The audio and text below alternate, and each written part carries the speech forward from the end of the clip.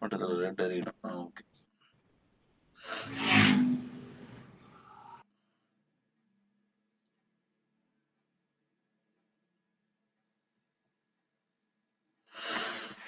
Okay, let us see.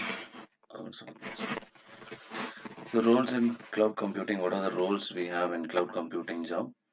First one, you can become an IT professional. That means just a generalist like managing an application or manage a professional production environment.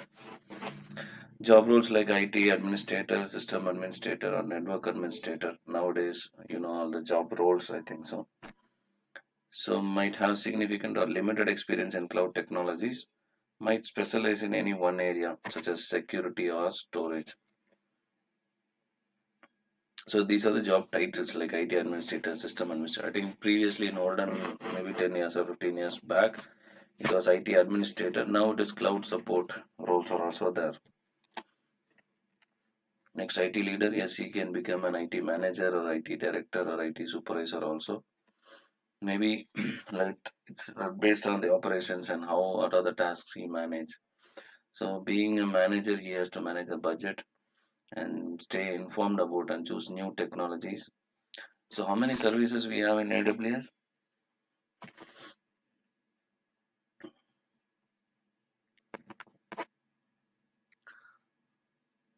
How many services we have in AWS, guys?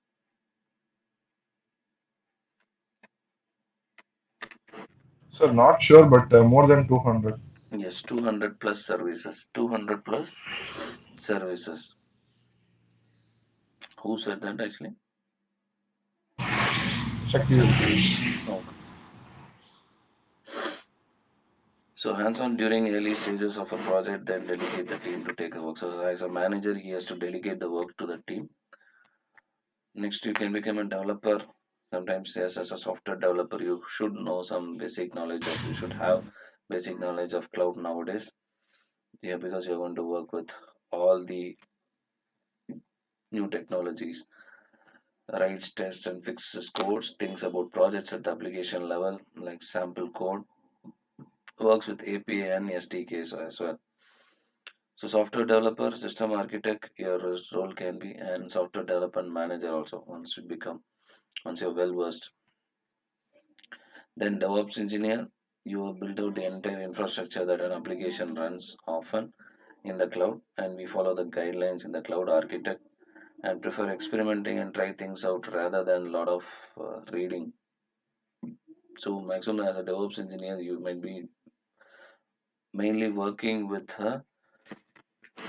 new services or the existing services, how to utilize that existing services for our application to reduce time and efficiency. I mean, to reduce latency and to reduce cost. So DevOps engineer, reliability engineer. I think now the name is getting popular. That is site reliability engineer. Correct. Build engineer. Next, cloud architect. So just now, once we complete the solution architect, you become solution architect. We have to stay up to date with new technologies, help decide which to use, provides documentation, process, tooling, developers. Fine. Gives developers the freedom to innovate. What are the challenges we face? Resource management, cost management, defining best practices for performance, reliability, and security. Then the roles are like cloud architect, system engineer, or system analyst. We can call them as system analyst also, system engineer, cloud architect also. So, what do you think actually like after completing this solution architect? What's your role will be in an organization? Mainly, why we want to learn this solutions architect?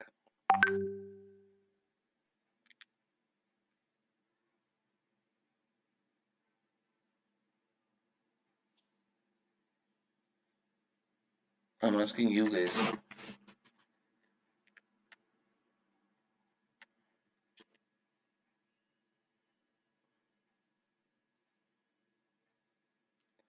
Arnav, Balakrishna, Muhammad Zubir.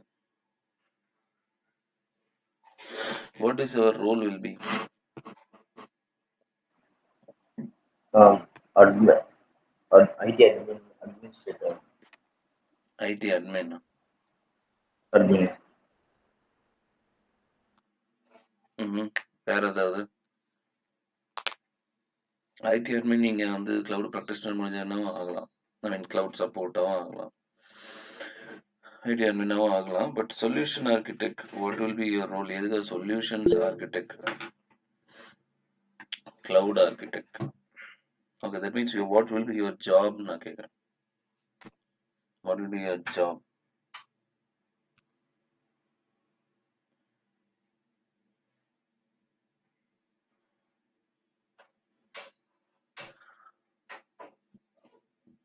What will be your job actually?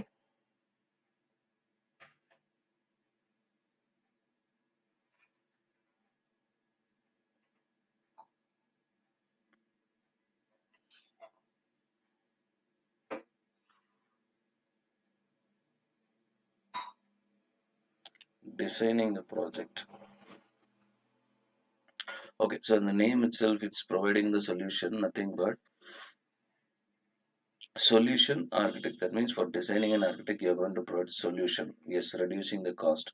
Your main job will be first will be that this pricing calculator. Correct? You have used pricing calculator, right? So first thing is you have to. You're able to hear me, right? Yeah. Pricing calculator. So pricing calculator, with that first we have to design. First we have to design.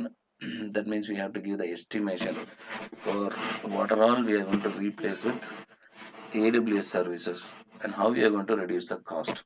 So your main job is first you have to give the plan.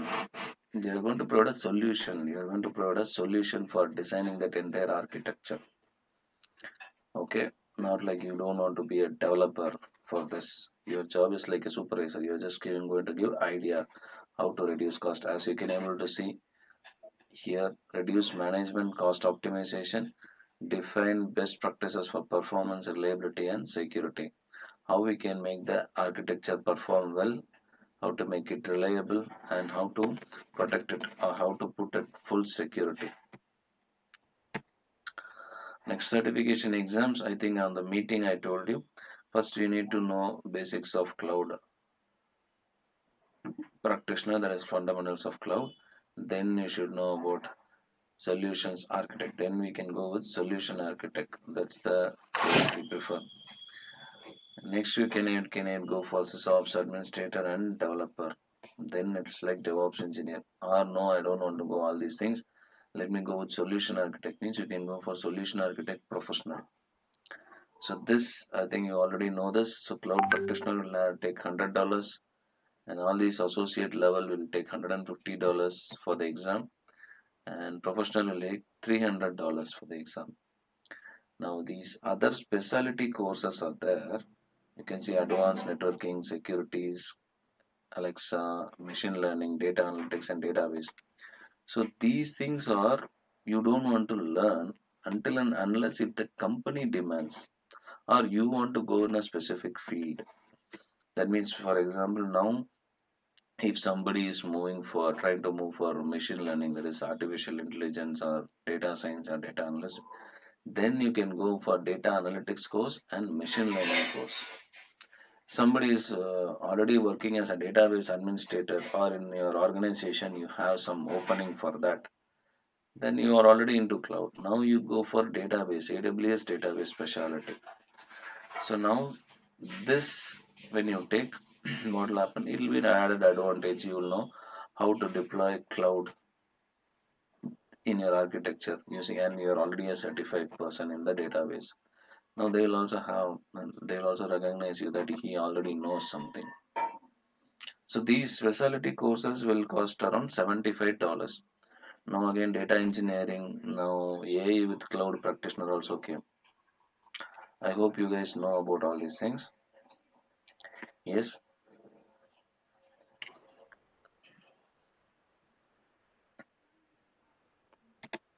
Okay. So coming to the exam, so this exam will be around 130 minutes. That is 2 hours test, 2 hours 10 minutes. You will have 65 questions, multiple choice, and as I told you, $150. You can take the exam in either online or any center. English, you have to score 720 marks out of 1000. And design security, secure architectures. So the questions will be based on 4 domains. One is design secure architectures, 30% of secure content, and design resilient architecture, 26% of score content, and design high performing architectures, 25% of score content, and designing cost optimization, 20% of your score content will be there. So these are the 4 topics they'll be asking you questions: securing, how resilient it is, and high performing, and cost optimization.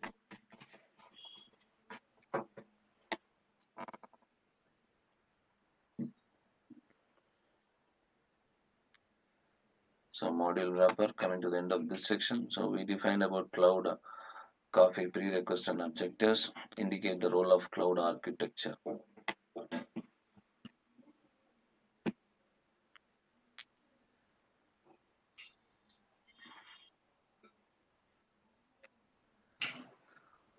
So this is just a general module only. We will start with the first module, but before that, what about Shakti will left? Client meeting இருக்குன்னு உங்களுக்கு அந்த message போட்டிருக்கேன் sir குரூப்ல, குரூப்ல போட்டிருக்காங்க, வாட்ஸ்அப்ல போட்டிருக்கேன். WhatsApp போட்டிருக்காங்க. ஓகே,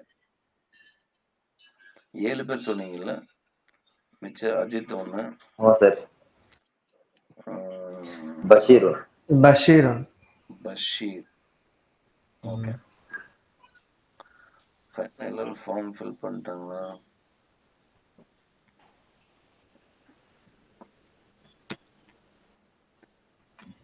அஜித் குமார் நேத்தே ஃபில் பண்ணியிருக்காரு. பட் அஜித் குமார் நீ வேலை தேடிட்டு தானே இருக்காரு ஆக்சுவலா. ஆமாங்க சார், இன்டர்ன்ஷிப் ஒர்க் பண்ணாரு. அதுக்கப்புறம்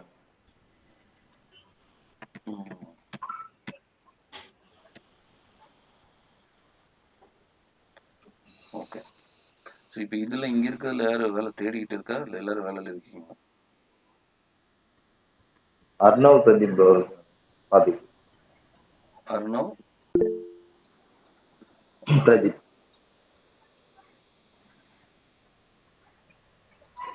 ஓகே.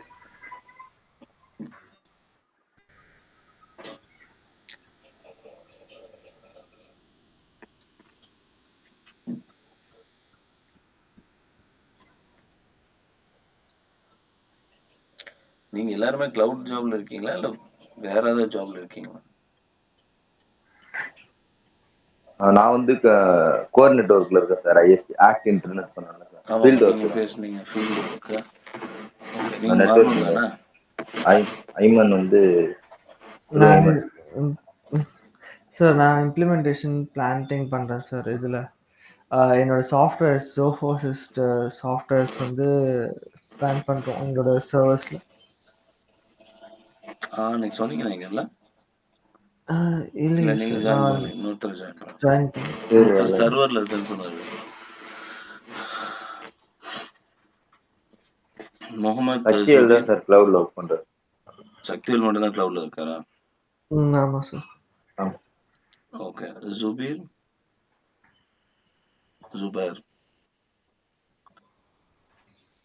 are you there? அங்கே இருப்பான்.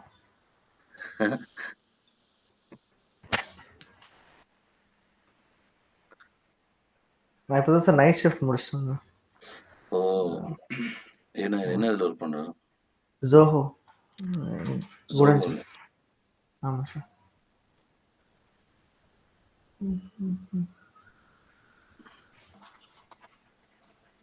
அவன் மெசேஜ் பண்ணியிருக்கான் Zubair. Okay.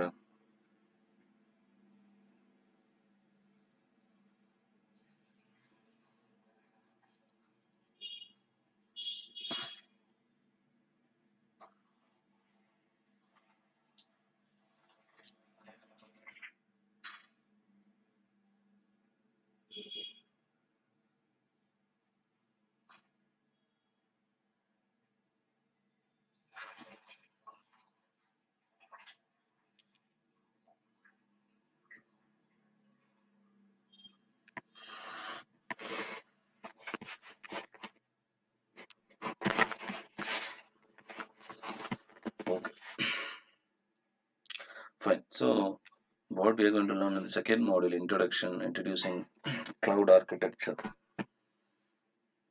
What is cloud architecturing? What are the AWS services well architecture framework? What are the best practices for building solutions on AWS and AWS global infrastructure? At the end of this module, we'll be knowing about how cloud architecture will work, what are the well architecture framework, best practices, and how to take decisions where to place AWS resources. So this is a large architecture. As you can able to see, user will first come to the Route 53. Route 53 will direct to CloudFront if you have connected it to the CloudFront. Now the primary connection is going to the VPC. In case the secondary connection is what? Secondary connection is your static web page, which we have, if we have uploaded in the S3 bucket, that will become secondary in case the primary is not working. Now the primary connection CloudFront will go through internet gateway. From there it will take you, we have two availability zones. It will go to first the load balancer, the application load balancer here. Then it is going to your Amazon EC2 auto scaling group. It will go where we are connected two availability zones, the instances. Then it is in the private instance, so private need internet. For that we are connected NAT gateway. NAT gateway is connected to your internet gateway. Then again coming back for instances, it is connected to your Elastic Cache for your Memcached database engine. Elastic Cache is for the support of your RDS. Now RDS primary instances we are having in the availability zone 1. From there we have another standby copy which is in the private subnet, which is your standby copy of RDS.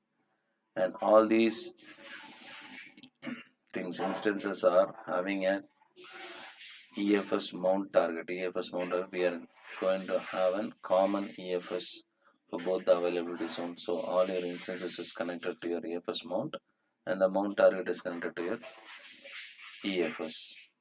I know you all know all these things.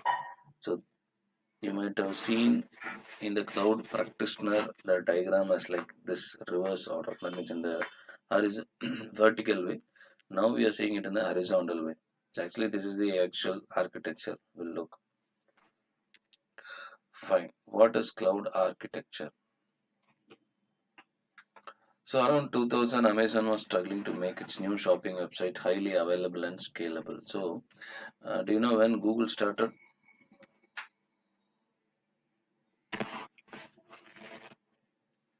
Do you guys know when Google started?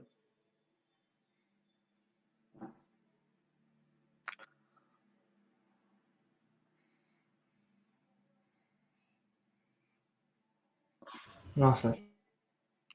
Okay, around இல்ல 1990. Idea இல்லை sir. Okay, so around 1999ல எண்டில் ஆரம்பிச்சு இல்லைன்னா 2000 வச்சுக்கலாம். Maximum பார்த்தா 2000ல Google ஆரம்பிச்சிட்டாங்க. So Google ஆரம்பித்த உடனே அமேசான்காரங்க வந்துட்டு ஆட்டோமேட்டிக்காக ஒரு ஷாப்பிங் வெப்சைட் நம்ம இந்த மாதிரி ஏன்னா ஆன்லைனில் வந்துருச்சு, இது வந்து எல்லாரும் வேர்ல்டு வைட் பார்க்க முடியும்னு சொன்ன உடனே அவங்க திங்க் பண்ணது அமேசானோட ஷாப்பிங் வெப்சைட் டிசைன் பண்ணுறதுக்கு. கரெக்ட் தானே? அமேசான் தானே ஃபர்ஸ்ட் ஷாப்பிங் வெப்சைட் வந்துச்சு. ஸோ ஷாப்பிங் வெப்சைட் அமேசான் வர்றதுக்கு அவங்க பிளான் பண்ணாங்க. So at that time Amazon was struggling to create that because that's a new one. How it is going to work? For that, what are all the resources we need, we require? So ஒரு website design பண்ணுறதுக்கு என்னெல்லாம் தேவை, ஒரு website run ஆகிறதுக்கு என்னென்ன தேவை. இப்போது நீங்கள் அமேசான் வெப்சைட் பார்த்துருப்பீங்க. அமேசான் வெப்சைட்டில் எவ்வளோ ப்ராடக்ட்ஸ் இருக்குது, எவ்வளோ ப்ராடக்ட் இருக்குது,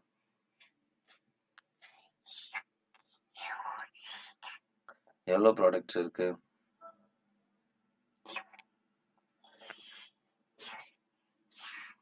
Around 10 million maybe. Yes, 10 million இருக்கா ப்ராடக்ட்ஸ் இருக்கு. சரி, அதே மாதிரி எவ்வளோ யூசர்ஸ் இருப்பாங்க?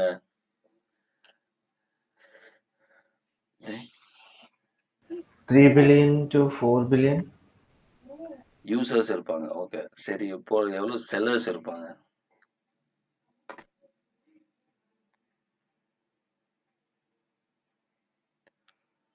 எவ்வளோ சரி செல்லர்ஸ் சார். இருப்பாங்க? அவங்களும் மில்லியன்ஸில் இருப்பாங்க. அட்லீஸ்ட் 10 lakhs இருப்பாங்களா? 10 lakh செல்லர்ஸ் இருப்பாங்களா?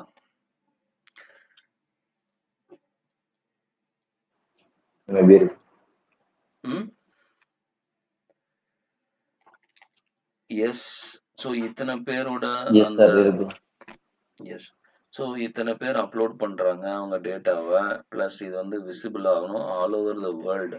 ஸோ இதுக்கு என்னெல்லாம் தேவை ஆக்சுவலாக இந்த சிஸ்டம் ரன் பண்ணுறதுக்கு?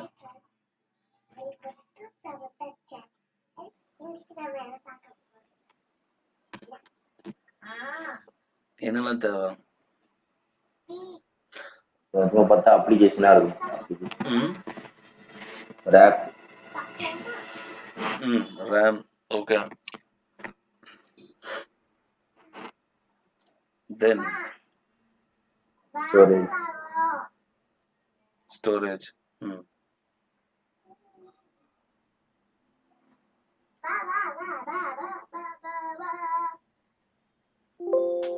வேற என்ன தேவை? செக்யூரிட்டி. Security, okay.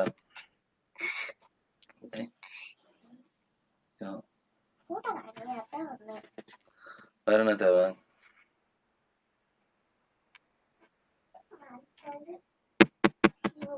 ஓகே, ஒரு கம்ப்யூட்டர்னு என்ன இருக்கும் சொல்லுங்க, அதை சொல்லுங்க.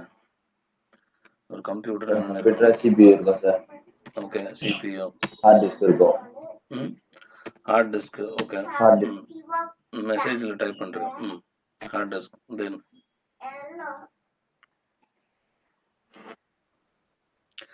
CPU, hard disk, then hard disk main storage, compute. Then what else? RAM நீங்க already சொன்னீங்க இல்லையா? That is compute. Then what else you want? Network. Network வேணுமா? Network main. கண்டிப்பா நெட்வொர்க். ஸோ ஒரு வெப்சைட்டை ஆரம்பிக்கணும்னா நமக்கு கம்பல்சரி ஒரு சிஸ்டம் வேணும், கரெக்டா? அந்த சிஸ்டம் வந்து should be a high configure system where it can able to manage any number of workload, கரெக்டா? இப்போ அமேசான் மாதிரி ஒரு வெப்சைட் சர்வர் ரன் பண்ணணும், ஏன்னா millions of user at the same time they're going to access the product. அவங்களுக்கு எந்த டிஸ்டர்பன்ஸும் இருக்கக்கூடாது. இப்போ ஒரே ப்ராடக்ட் நீங்களும் பர்ச்சேஸ் பண்ணலாம், உங்கள் ஃப்ரெண்டும் பர்ச்சேஸ் பண்ணலாம் அட் த சேம் டைம். பாசிபிளா? பாசிபிள். ஸோ அப்போ அவங்க என்ன நினச்சாங்க, இந்த அளவுக்கு ஒரு ஹை கான்ஃபிகரேஷன் சிஸ்டம் நம்ம செட் பண்ணால் தான் இது வேலைக்கு ஆகும், கரெக்டாக? ஒரு மார்க்கெட்டிங் வெப்சைட்டை வந்து நம்மளோட ரன் பண்ண முடியும். வித் ப்ராப்பர் நெட்வொர்க் இருக்கணும், ப்ராப்பர் கம்ப்யூட்டர் இருக்கணும். எவ்வளோ இன்க்ரீஸ் ஆனாலும், I mean the traffic increase ஆனாலும் டிக்ரீஸ் ஆனாலும் it has to manage. So அப்படிப்பட்ட ஒரு வெப்சைட்டை டிசைன் பண்ணுறது தான் அவங்களோட plan. Okay. So Amazon was struggling to make this new shopping website highly available and scalable. That's why நான் இப்போ சொன்னேன், ஏன் ஹைலி அவைலபிள் அண்ட் ஸ்கேலபிள்? இந்த மில்லியன்ஸ் ஆஃப் யூசர் ஆக்சஸும் பண்ணணும். அதே சமயம் இப்போ வந்து ஒருத்தன் பர்ச்சேஸ் பண்ணிட்டு இருக்கான் அப்படின்னா, அதே சமயத்தில் ஒருத்தன் ஒரு செல்லராக கூட உருவாக்கிட்டு இருப்பான், ஒரு செல்லராக அவன் அப்லோட் பண்ணிட்டு இருப்பான் அவனோட ப்ராடக்டை, கரெக்டா? ஸோ இந்த ப்ராசஸ் ஒன்று நடந்துட்டுருக்கு, இந்த ப்ராசஸ் ஒன்று நடந்துட்டுருக்கு. இது ரெண்டுதும் ஒரே வெப்சைட்டில் தான் நடந்துட்டுருக்கு. ஆனால் இவனுக்கும் அவனுக்கும் எந்த டிஸ்டர்பன்ஸும் இருக்கக்கூடாது. இவன் நிறையா ஃபைல் அப்லோட் பண்ணுறாங்கிறதுக்காக நான் இந்த பக்கம் இருக்கவனை டிஸ்டர்ப் பண்ணக்கூடாது, கரெக்ட் தானே? அவனும் அதே வெப்சைட் தான் ஆக்சஸ் பண்ணிட்டு இருக்கான். எஸ். ஸோ இப்போ இவங்க என்ன பண்ணாங்க, 2003 something, Amazon has launched its website. Correct. According to the AWS CEO Andy Jassy, at the times Amazon e-commerce tools were a jumbled mess. So initially என்னாச்சு, அவங்க கிரியேட் பண்ணப்போ இதோட ஃபியூச்சரை பற்றி யாரும் யோசிக்கலை. Applications and architectures were built without proper planning. Because யாரும் வந்து நம்ம அமேசானை வந்து ஃபுல் இவ்வளோ வருஷம் யூஸ் பண்ண போகிறோம், எவ்வளோ வருஷம் யூஸ் பண்ண போகிறோம், எவ்வளோ செல்லர்ஸ் வருவாங்க. ஏன்னா இனிஷியலாக நீங்கள் ஒரு பிஸ்னஸ் ஸ்டார்ட் பண்ணும்போது எப்படி ஸ்டார்ட் பண்ணுவீங்க? நீங்கள் ஒரு பிஸ்னஸ் ஸ்டார்ட் பண்ணுறீங்க, பெருசாக பில்டிங்லாம் வாங்கி ஸ்டார்ட் பண்ணுவீங்களா, இல்லை சின்னதாக ஸ்டார்ட் பண்ணுவீங்களா? இன்வெஸ்ட்மெண்ட்டை பொறுத்து சார். இன்வெஸ்ட்மெண்ட் பொறுத்தா சரி 10 லட்சம் வச்சுக்கலாமே 10 லட்சம்னால என்ன இன்வெஸ்ட்மெண்ட் பொறுத்துங்கிறது அவங்கவுங்க டெசிஷன். இப்போ நீ வந்து பெரிய ஷோரூம் தான் ஓப்பன் பண்ணோன்னா கம்பல்சரி அதுக்கு 20-30 லட்சம் 50 லட்சம் கூட தேவைப்படலாம். இல்லை நான் ஷோரூம் ஓப்பன் பண்ணுறேன், இல்லை எலக்ட்ரானிக் ஷோரூம் ஓப்பன் பண்ணுறேன், பட் சின்னதாக இப்போதைக்கு ஆரம்பிக்கிறேன். இந்த ஏரியாவில் எப்படி போகுது என்னன்னு பார்த்துட்டு நான் டெவலப் ஆனதுக்கப்புறம் நான் பெருசு பண்ணுறேன் அப்படியும் இருக்குது. கரெக்டா? ஆமாங்க சார். கரெக்ட் தானே? ஸோ எப்போ நம்ம இன்வெஸ்ட் பண்ணும்போது கொஞ்சமாக தான் இன்வெஸ்ட் பண்ணணும். இப்போ எவனா வந்து 10 லட்ச ரூபா இதில் போடுன்னா நீங்கள் போட்டுருவீங்களா? இதில் 10 லட்ச ரூபா போட்டால் வந்து 30 லட்ச ரூபா வருதுன்னு சொன்னால் நீங்கள் என்ன பண்ணுவீங்க? எடுத்த உடனே நம்பி 10 லட்ச ரூபா போட்டுருவீங்களா? டெவலப் ஆகுமான்னு பார்த்துட்டு இல்லை, டிசைட் நீங்கள் பண்ணிட்டு ஃபர்ஸ்ட் என்ன சொல்லுவீங்க? நான் வந்து ஃபர்ஸ்ட் 1 லட்ச ரூபா போடுறேன், ஃபர்ஸ்ட் எனக்கு 2 லட்ச ரூபா கிடைக்கட்டும், அப்புறமா நான் 10 லட்சம் இன்வெஸ்ட் பண்ணுறேன்னு சொல்லணும். அதான் நான் கரெக்ட் தானே? கரெக்ட் தான் சார். அதான் டெவலப்பிங்கை பொறுத்து நம்ம இன்வெஸ்ட் பண்ணணுமா? ஆமாம், சும்மா எவனோ கொஞ்சமா சொன்னால் நம்ம போட்டு போய் இன்வெஸ்ட் பண்ணக்கூடாது. ஃபஸ்ட்டு ஒன்றை போட்டு ஒர்க் ஆகுதா இல்லையா, அதுக்கப்புறமா தான் 10 ரூபா 20 ரூபா அந்த அதிகப்படுத்திட்டே போகணும். பட் இப்போ என்ன, அமேசான் வந்து ஃபஸ்ட்டு இனிஷியலாக அவங்க டிசைன் பண்ணும்போது அவங்களும் அதை பற்றி யோசிக்கல. ரொம்ப ஒரு சும்மா நம்மகிட்ட ஒரு கம்ப்யூட்டர் இருக்குது நம்மளும் ஆரம்பிப்போம் கம்பெனிங்கிற மாதிரி ஆரம்பித்து ட்ரை பண்ணி அது ஒரு பெரிய மெஸ் ஆயிடுச்சு. ஏன்னா இது வந்து ஆல் ஓவர் த வேர்ல்டு அவங்க அதை கனெக்ட் பண்ணணும், கஸ்டமர்ஸை, செல்லர்ஸ் எல்லாத்தையுமே. கரெக்டாக? ஸோ அவங்க என்ன பண்ணாங்க பார்த்தீங்களா, without proper planning it was difficult to separate services from each other. Every services, ஏன்னா இப்போ ஸ்டோரேஜ், கம்ப்யூட், இப்போ ஒரு உங்கள் சிஸ்டத்துலேயே வந்துட்டு நீங்கள் வந்து இப்போ இந்த வீடியோ எடிட்டிங் சாஃப்ட்வேர் ஒன்று யூஸ் பண்ணுறீங்க, ஃபோட்டோஷாப் ஒன்று யூஸ் பண்ணுறீங்க, அதுக்கப்புறமா வேர்ட் டாக்குமெண்ட் யூஸ் பண்ணுறீங்க. ஸோ இப்போ இதில் எந்த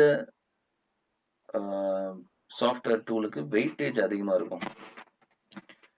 கம்ப்யூட்டரோட மெமரி கொடுக்கணும் இல்லையா, ரேமை யூஸ் பண்ணணும் இல்லையா. இப்போ இந்த ரேமில் என்ன வெயிட்டேஜ் ஜாஸ்தி இருக்கும்? எந்த டூலுக்கு வெயிட்டேஜ் ஜாஸ்தி இருக்கும்?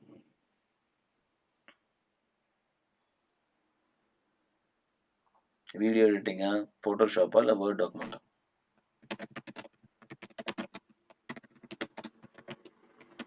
Video editing. ஓகே, அதுக்கு எவ்வளோ மெமரி கொடுக்கும்? ஒரு 50% மெமரி அங்கே போயிருமா? 35% வந்து ஃபோட்டோஷாப் போயிருமா? மிச்சம் 15% வேர்ட் டாக்குமெண்ட் போகும். கரெக்டா? இப்போ இதனால வேர்ட் டாக்குமெண்ட் கொஞ்சம் ஸ்பீடாக ஒர்க் பண்ண முடியுமா?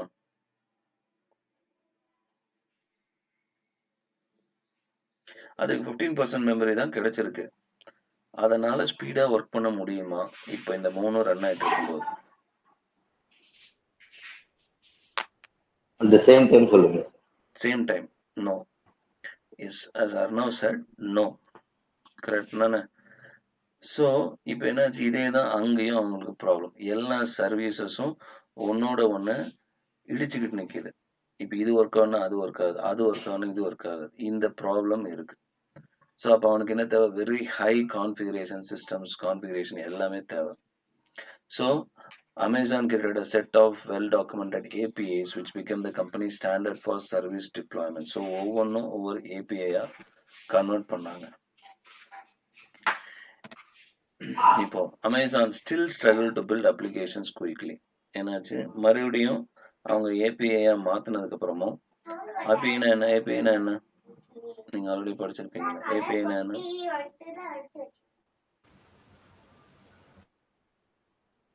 APIனா API is like tokens, plus tokens which you use to open a page or to do any commands. one application to another application request first. Okay. Integrate பண்றது. application program integration. Correct? ஆமா. So அதாவது one application is calling the help or taking the support of another application for some process. Correct? That's called application program interface. That means for example நீங்கள் எந்த app use பண்ணாலும் என்ன ஆகுதுங்க, என்ன login போகுது? First நீங்கள் login பண்ணுறீங்களா? Yes sir. நீங்கள் லாகின் பண்ணும்போது என்ன கேட்குது? Mail ID. Okay, mail ID கேட்குது. நீங்கள் என்ன பண்ணுறீங்க, மெயில் ஐடி கொடுக்குறீங்க. அதுக்கப்புறம் சைன் அப் ஃபார்ம் கேட்குதா, சைன் அப் ஃபார்ம் வருதா, சைன் அப் ஃபார்முக்கு பக்கத்தில் இன்னொரு ஆப்ஷன் இருக்கும். அது என்ன ஆப்ஷன்? அவர் சைன் அப் கிளிக் பண்ணோன்னே இன்னொரு ஆப்ஷன் வரும். What are options?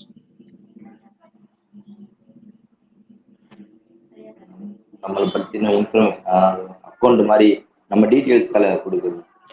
டீட்டெயில்ஸ் கொடுக்குறதா? அது ஈஸியாக கொடுக்கறதுக்கு ஒரு மெத்தட் மொபைல் இருக்கு. நம்பர். என்ன மெத்தட் அது? என்னது அது? ஈஸியாக கொடுக்கறதுக்கு அது ஒரு ஆப்ஷன் கொடுக்குது. என்ன அது? என்ன ஆப்ஷன் அது?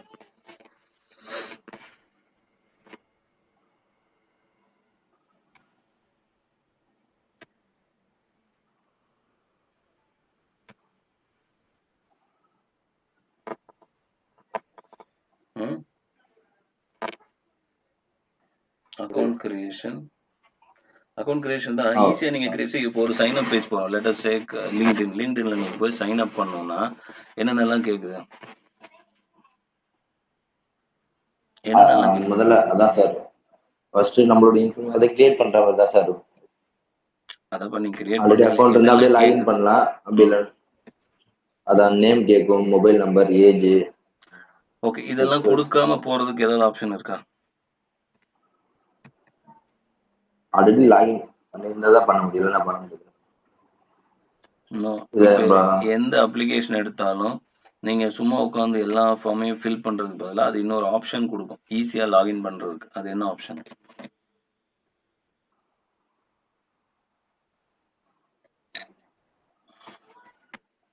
Use your account email ID.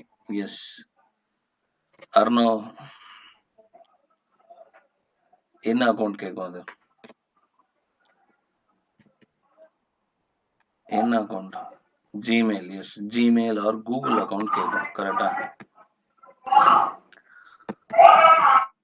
Correct. So ஏன் கூகுள் அக்கௌண்ட் கேட்குது? இப்போ கூகுள் நீங்கள் அலோவ் பண்ணதுக்கப்புறம் அது நீங்கள் கூகுள் அக்கௌண்ட்டான்னு கேட்கும். நீங்கள் எஸ் கிளிக் பண்ணிங்கன்னா உங்கள்கிட்ட ஒரு அப்ரூவல் கேட்கும். ஆட்டோமேட்டிக்காக உங்களுக்கு ஒரு மெசேஜ் வரும், shale I approve this guide அப்படின்னு உங்களுக்கு ஒரு நோட்டிஃபிகேஷன் வரும். ஃபோனில் வருதா? எஸ்.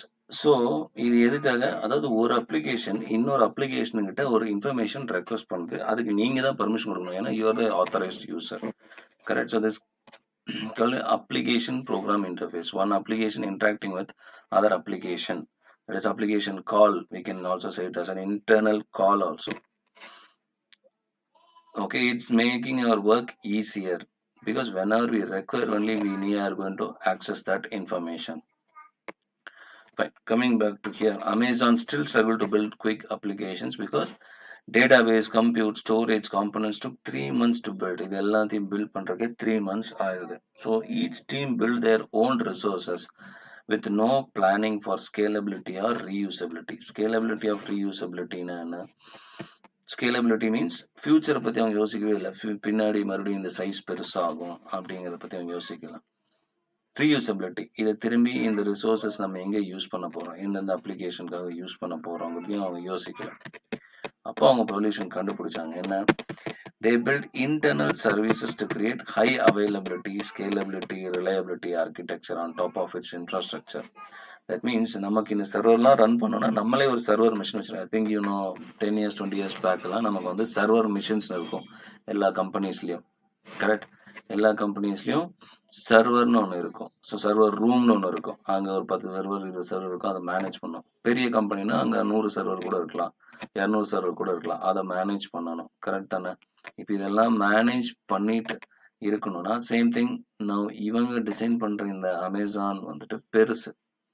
கரெக்ட்.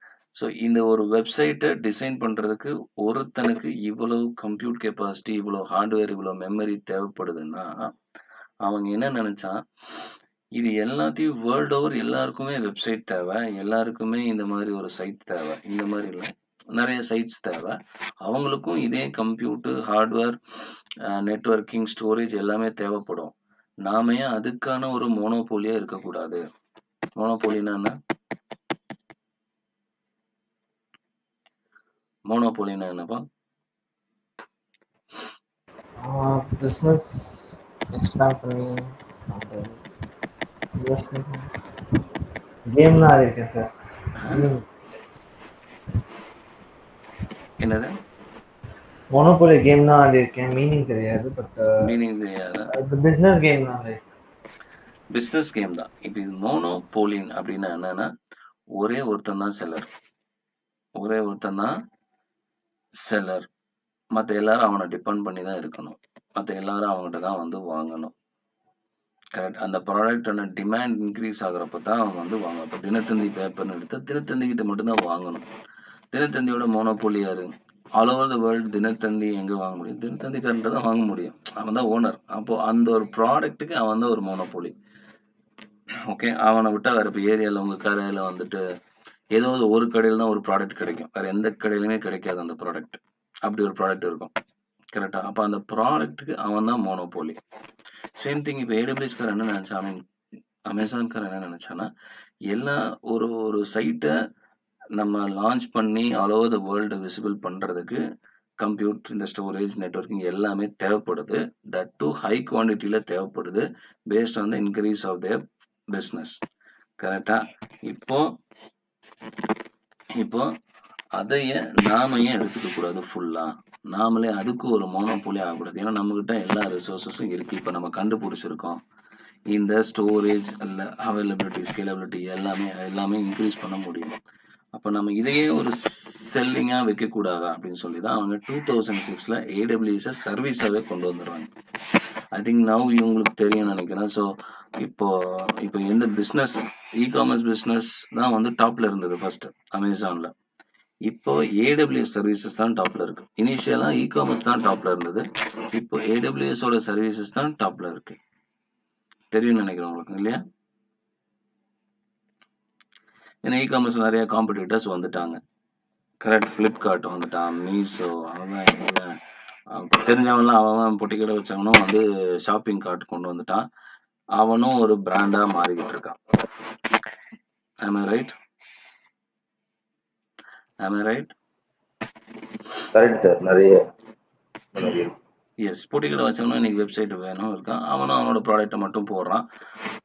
அவங்க என்னோட எல்லா ப்ராடக்ட்டும் அவங்களே சேல் பண்ணாங்க. இப்போ என்ன ஆச்சு? ப்ராடக்டை நீ செல் பண்ணிக்கோ, ஆனால் சைட்டை எங்கிட்ட லான்ச் பண்ணிடுன்னு சொல்லி அவன் சர்வீசஸை இவன் எடுத்துக்கலாம். Okay. So started selling these services as AWS in 2006. Now coming to cloud architecture nothing but, as you already know, it's like an architecture. If you want to build a house, whom you will contact? First you have a budget. கரெக்டாக ஒரு budget உங்களுக்கு தேவை. Let us take 50 lakhs. அதுக்கப்புறம் நீங்கள் என்ன பண்ணுவீங்க? You want to build a house. What you will do?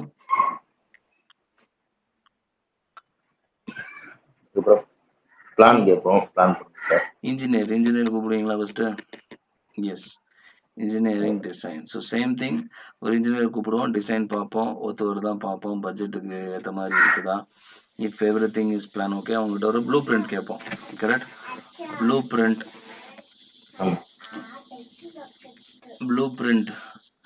Blue print கிடைச்ச பிறகு நம்ம அவங்கள ஸ்டார்ட் பண்ண சொல்லுவோம். கரெக்டாக.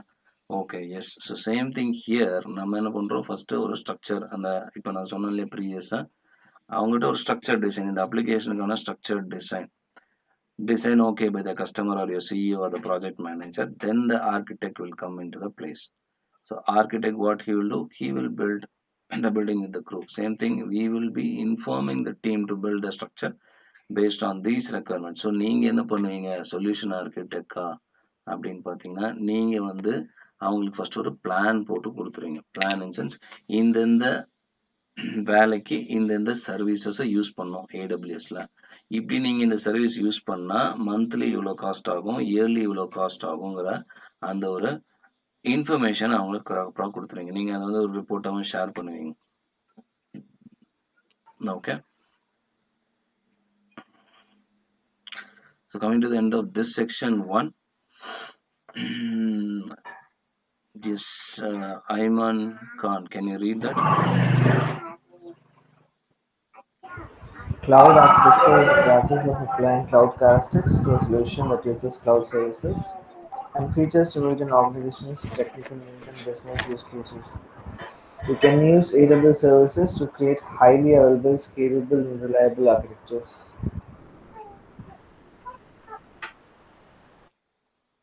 ஓகே.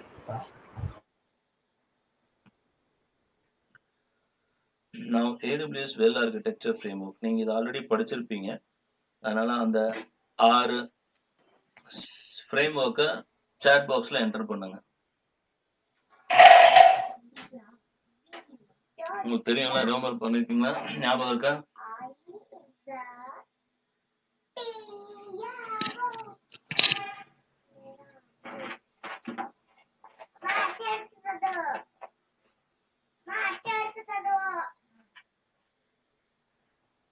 ஞாபகம் இல்லை சார்.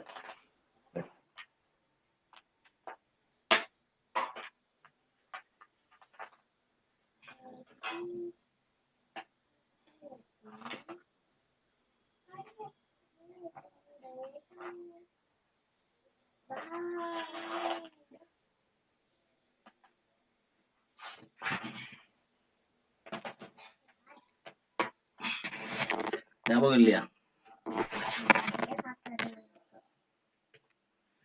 நீங்க எக்ஸாம்ல எழுதிப்பீங்களே, அதில் வெல் ஆர்கிடெக்சர் ஃப்ரேம்வொர்க்ல இருந்து 2 கொஸ்டின் கேட்டுருப்பானே. ஆப்ரேஷனல் எக்ஸலன்ஸ், காஸ்ட் ஆப்டிமைசேஷன், ஞாபகம் இருக்கா?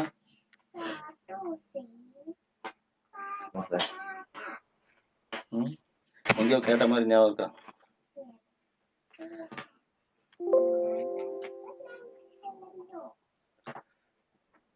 Okay. Now, do you know this? Security pillar, operational excellence, reliability, performance efficiency, and cost optimization. And one more thing is sustainability.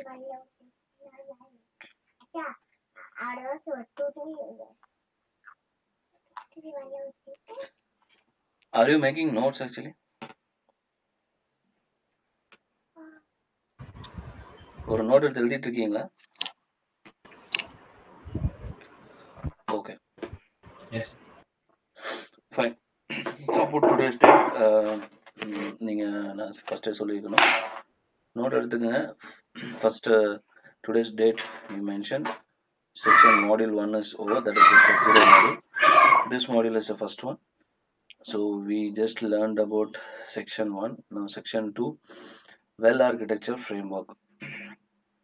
So if you have not made a note of it, just make a note of it. Add one more thing, that is sustainability. But sustainability was added in 2021 they have added it. So that's why that information is not here. Okay. Fine. So security pillar. Security pillar, what is the use of security pillar? You itself say, what is the use of security pillar? Data breach will be prevented. Data breach, okay. Main thing is why we need security. Customer concern about the data should not get leaked, and that's the reason. Part of it is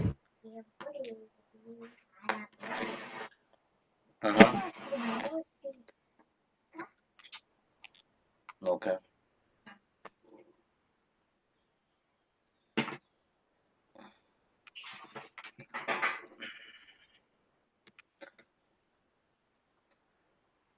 Okay.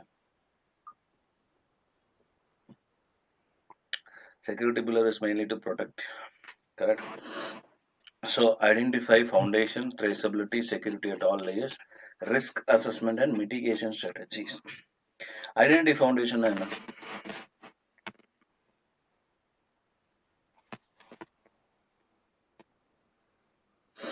Identity foundation ஒன்றும் இல்லை. இப்போ உங்களோட ID card இருக்கு இல்லையா, swiping பண்ணுறோம் இல்லையா ஆஃபீஸ்ல எல்லாம்,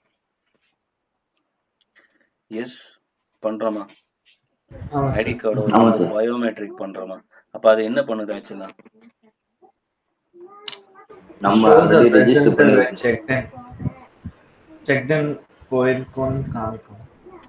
எஸ். ஸோ இந்த பேக்ரவுண்டில் நம்மளோட டேட்டா பேஸில் நம்மளோட name, email ID, phone number எல்லாம் ஸ்டோர் பண்ணிப்போம். ப்ளஸ் நம்மளோட ஐடென்டிஃபிகேஷன் இப்போ பயோமெட்ரிக்னா பயோமெட்ரிக், இல்லை ஐடி கார்டோட பின்னா அந்த பின்ஸ் வந்து அங்கே ரெஜிஸ்டர் ஆகிருக்கும். இப்போது when you are logging in, this has to identify that, correct? So this kind of security we have put. First, this guy is whether he is allowed to access that resource or not. For that, we have an identity foundation. Identity foundation, already we have created a thing for that particular person, and we are keeping it in a database. It has to verify and check whether I can allow this guy for accessing this particular resource or not. Okay.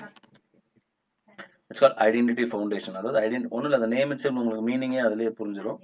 Identity foundation அதான் என்ன பண்ணலாம், identify பண்ணுறோம். புரியுதா? Identify பண்ணுறோம்.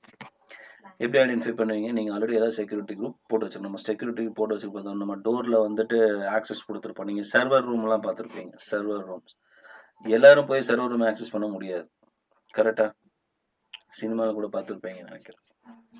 I think இந்த கவன் படத்தில் பார்த்துருப்பீங்களா, security access, அந்த security server ரூமை வந்துட்டு உள்ளே போய் பார்க்கணுன்னா உங்களுக்கு செக்யூரிட்டி ஆக்சஸ் வேணும், கரெக்ட் தானே? இப்போ யாருக்கு அந்த ஆக்சஸ் கொடுத்துருக்கோமோ அவன் மட்டும்தான் போக முடியும். ஸோ அதான் identify and foundation. Next traceability. What is by traceability?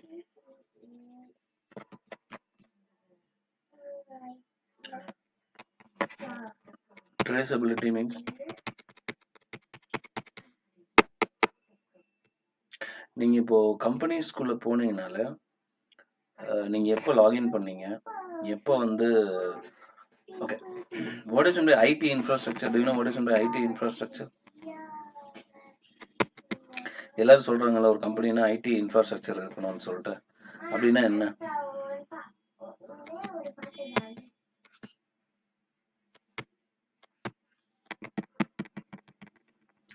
Are you guys able to hear me? Yes sir. ID infrastructure இந்த கம்பெனியோட ஒர்க் கல்ச்சர் சார். இந்த எப்படி ஒர்க் பண்றாங்க,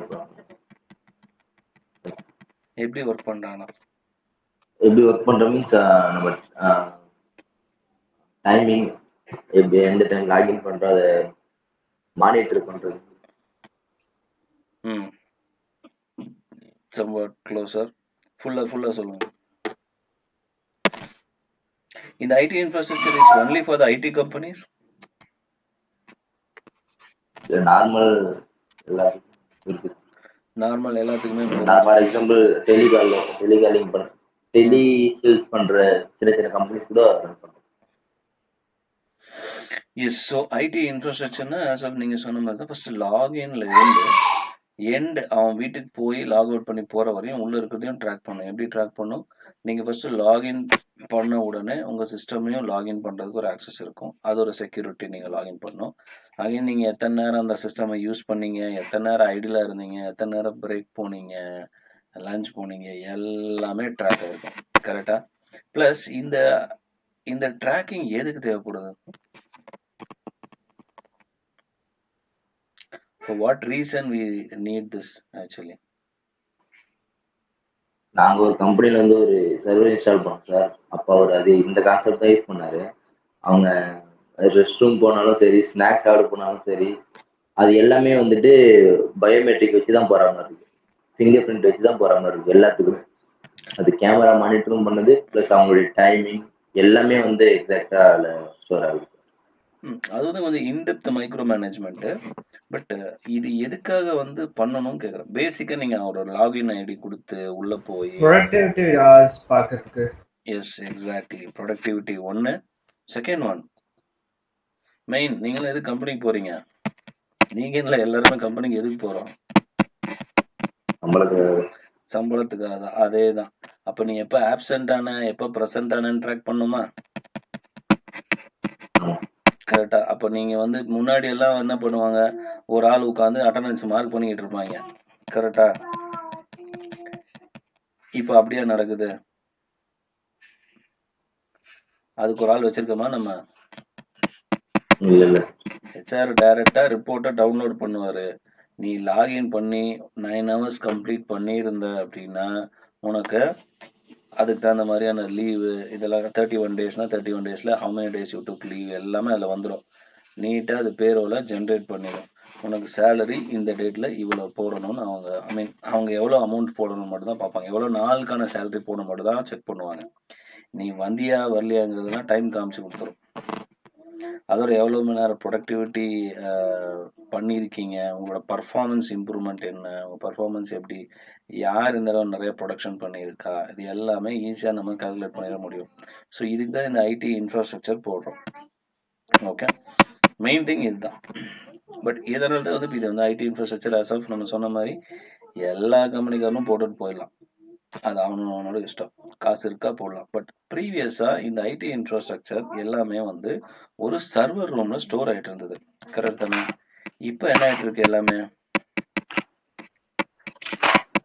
இப்போ எல்லாமே கிளவுட்ல ஸ்டோர் ஆகிட்டு இருக்கு. இப்போ எல்லாமே கிளவுட்ல ஸ்டோர் ஆகிட்டு இருக்கு. Because we are taking AWS services, AWS and other cloud services, Google, அப்புறம் அஸ்யூர், அது போல் நிறைய கிளவுட் சர்வீசஸ் யூஸ் பண்ண ஆரம்பிச்சிட்டோம். Fine. So security, traceability, security at all layers. Just now I told you.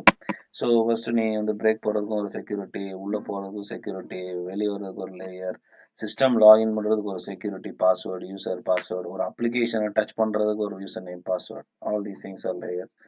Next, risk assessment and mitigation strategies. மிட்டிகேஷன்னா என்ன? Risk assessment and mitigation ஸ்ட்ராட்டஜிஸ்னா என்ன?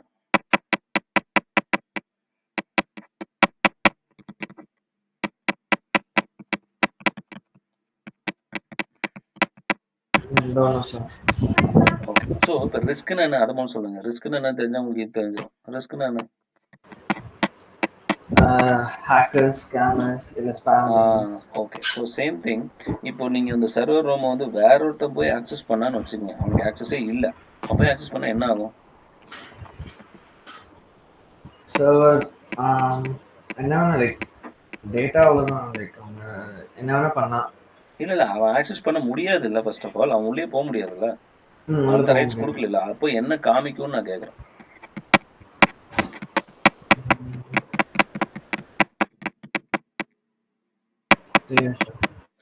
என்னப்போ எதாவது பார்க்குறீங்களா? யுவர் நாட் ஆத்தரைஸ்ட்னு வருமா, இல்லை ஒரு அலாரம் அடிக்குமா?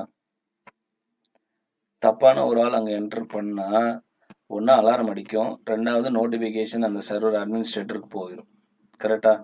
இப்போ same thing for any application also we can able to put some risk. Somebody is trying to authorize your access or data, it will send an alarm message. Or what action I need to take. In the what action I need to take, the mitigation strategies. Risk assessment and mitigation. மிட்டிகேஷன்னா ப்ராப்ளத்துக்கான solution. என்ன action நான் எடுக்கணும், புரியுதா? Okay, so இப்போ எவனா try to access பண்ணான்னா நம்ம என்ன சொல்லணும்? No, you're not authorize to take action, please get the permission from the admin or something. அந்த ப்ராசஸை முடிச்சுட்டு ஆக்சஸ் வாங்கிட்டு அப்புறம் வாங்கன்னு சொல்லணும். இல்லை எவனாவது ட்ரை டு ஆக்சஸ் த ரிசோர்ஸ்னால் இமீடியட்டாக வேற ஒரு ப்ரொடெக்ஷன் போடணும். வேற யாராவது trying to hack our data means we have to put protection. So அந்த மாதிரி ஆக்ஷனை டிஃபைன் பண்ணி வைக்கிறது தான் mitigation strategies. Next, operational excellence. What is operational excellence? எல்லா கம்பெனிலும் ஆப்ரேஷன்ஸ் டீம்னு ஒன்று இருக்குமா? இருக்குது. ஓகே, எதுக்காக இருக்காங்க? ஆப்ரேஷன் டீம் வந்து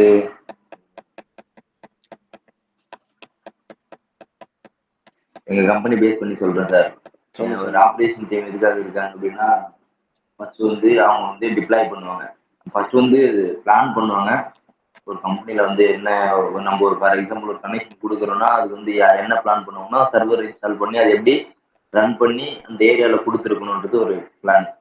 அதுக்கப்புறம் அதுலேருந்து ஒரு கஸ்டமர் ஒரு கனெக்ஷன் எடுக்கிறாருன்னா அதுக்கு டிப்ளாய் பண்ணுறதுக்கு டிப்ளாய்மெண்ட்னு ஒரு டீம். அதை டிப்ளாய் பண்ணி போனதுக்கப்புறம் அந்த சர்வீஸ் மெயின்டைன் பண்ணுறதுக்கு ஒரு 2-3 டீம் இருக்கும். இதெல்லாமே சேர்ந்து அதில் சில அப்டேட்லாம் இருக்கும். என்னென்ன ஃபீச்சரில் வந்து அவங்களுக்கு வந்து பெனிஃபிட்ஸ் கொடுக்குறாங்கன்றதெல்லாம் வந்து. ஓகே, ஸோ எல்லா கம்பெனிலும் ஆப்ரேஷன் டீம்னு ஒன்று இருப்பாங்க. அவங்க தான் வந்து டெய்லி டே டு டே ஆக்டிவிட்டீஸை வந்து மானிட்டர் பண்ணுறாங்க. ஏதாவது ப்ராப்ளம் எங்கேயாவது ஏற்பட்டுனா இம்மீடியட்டாக அவங்க தான் ரியாக்ட் பண்ணணும். So here you can see அவங்களோட மெயின் ஜாப் என்னது, ability to run and monitor your systems properly. Now and also இப்போ நீங்கள் ஜொமேட்டோ எடுத்துட்டீங்கன்னு வச்சுக்கோங்க. ஜொமேட்டோ ஒரு 4 வருஷம் ஆச்சா, 4-5 வருஷம் ஆயிடுச்சு. இப்போ இனிஷியலாக இந்த ஜொமேட்டோக்கும் இப்போவும் நிறைய டிஃப்ரென்ஸ் இருக்குது. கரெக்டாக அவங்க கீப் ஆன் அவங்க ப்ராசஸை இம்ப்ரூவ் பண்ணிகிட்டே வராங்க. கரெக்டாக இமீடியட்டாக மெசேஜஸ் வருதா, இப்போ என்ன அடிஷ்னலாக ஆட் பண்ணியிருக்காங்க, இந்த டிப்ஸ் ஆட் பண்ணியிருக்காங்களா. முதல்லாம் வந்து காசு வாய் திறந்து கேட்பாங்க எக்ஸ்ட்ரா கொடுங்கன்னு. இப்போ அதெல்லாம் கிடையாது, சிஸ்டத்துலேயே டிப்ஸ்ன்னு ஒன்று போட்டுடுறாங்க. உனக்கு டிப்ஸ் கொடுக்க விருப்பம் இருக்கா கொடு, கொடுக்க விருப்பம் இல்லையா கொடுக்காத. கரெக்ட் தானே, போட்டிருக்காங்களா. இப்போ ஜொமேட்டோக்கு எத்தனை டெலிவரி பர்சன்ஸ் இருப்பாங்க?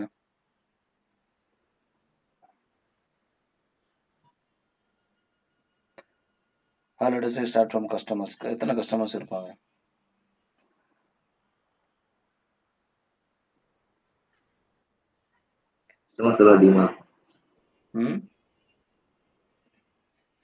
மில்லியன்ஸ் ஆஃப் கஸ்டமர்ஸ்னு வச்சுக்கலாமா. சரி, மில்லியன்ஸ். இப்போ டெலிவரி பாய்ஸ் எத்தனை பேர் இருப்பாங்க?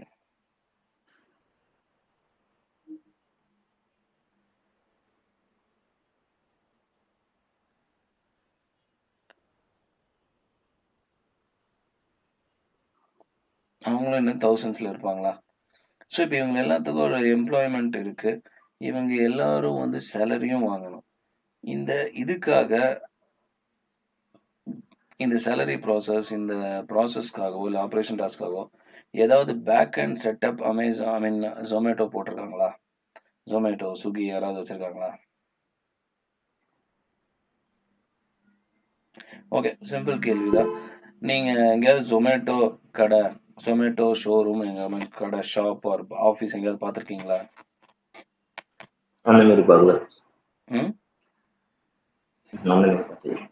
ஒன்லி ஆன்லைன் தான்.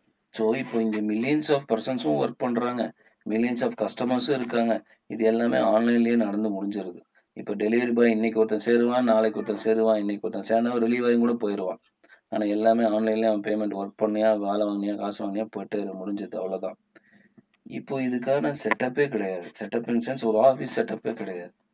எல்லாமே online. Why? Because everything is operational task. அந்த ஆப்ரேஷனல் டாஸ்க் பூராமே ஆன்லைனில் மாற்றிட்டாங்க. அதே மாதிரி அவங்க எப்பப்பெல்லாம் வந்து எங்கெல்லாம் இம்ப்ரூவ்மெண்ட் பண்ணணும் பார்க்குறாங்க. ஸோ அது keep on improvising continuously. That's what you see, continuous improve supporting process and procedures. ஏன் நம்ம இப்போ நம்மளும் லைஃப்பில் முன்னேறி தானே வரணும். நம்ம ஒரே இடத்துல இருக்க முடியாதுல்ல, இருக்கக்கூடாது. ஃபர்ஸ்ட் ஆஃப் ஆல் இருந்தால் அது தப்பு. ஐ ரைட்? ஸோ இம்ப்ரூவ் ஆகிட்டே இருக்கணும். சேம் திங் அவங்க ஆப்ரேஷனல் எக்ஸலன்ஸ் மீன்ஸ் ஆப்ரேஷன் டாஸ்க்கும் இம்ப்ரூவ் ஆகிட்டே இருக்கும். அதுக்கு என்ன பண்ணும், கண்டினியூஸாக some automation we have to put. wherever it's possible we can put an automation. So you can see deployed, updated and operated. So நான் உங்கள் வாட்ஸ்அப்லேயே இருக்குமே, வாட்ஸ்அப் அடிக்கடி அப்டேட் பண்ணுறாங்களா? நீங்கள் வாட்ஸ்அப் அப்டேட் பண்ணீங்கன்னா அது உங்களை உள்ளே அலோவ் பண்ணும். அதே மாதிரி தான் உங்கள் அதர் அப்ளிகேஷன்ஸும் பார்த்தீங்கன்னா அவன் அப்டேட் பண்ணியிருக்கான் அப்படின்னா அது உங்களை அப்டேட் பண்ண வச்சுட்டு தான் உள்ளவே விடுவான். ஐ திங்க் இப்போல்லாம் பேங்க் நிறைய ஆப்ஸ் எப்போ பாரு அப்டேட் பண்ணிட்டே இருக்காங்க. Correct? So operational excellence is another pillar. Next one, reliability pillar. ரிலையபிள்னா என்ன? ரிலையபிலிட்டினா என்ன?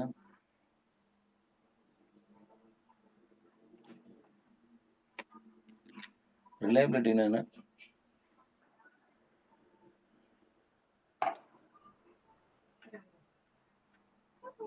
ரிலையபிள்னா என்னப்பா?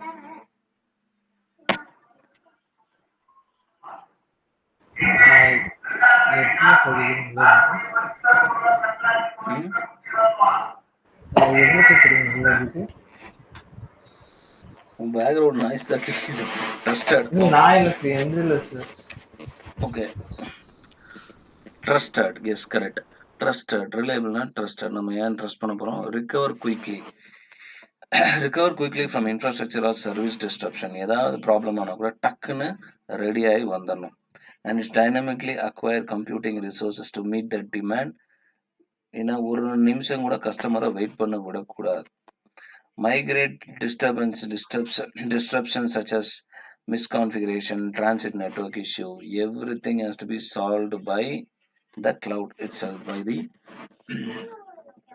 cloud by itself. That's why it's called reliability pillar. So இப்போ வந்து கஸ்டமர் ஏன் ஒரு பிராண்டை ட்ரஸ்ட் பண்ணுறான்? பிகாஸ் அவன் ஆல்ரெடி அதை ஒர்க் பண்ணியிருக்கான். Work with them, they have worked and they understand that it is not leave at any point of time. நம்ம யாரை ட்ரஸ்ட் பண்ணுவோம்?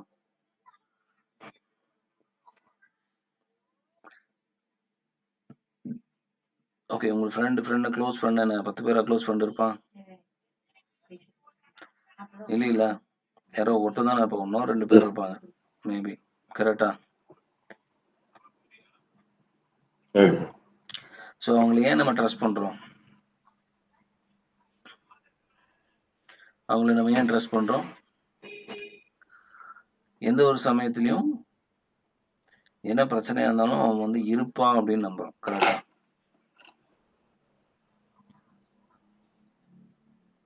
Correct or not? Correct. Same thing. So here, recover quickly from infrastructure, any misconfiguration, anything happened also, it has to come back. It has to come back. அதுக்கான configurations வந்து பண்ணி வச்சிருக்கணும். So compute resources, storage, and everything we should have done it properly. That's why we are saying this reliability pillar, one of the pillar. Yeah, AWS trust பண்ணோம்னா நம்ம it is reliable. It is reliable.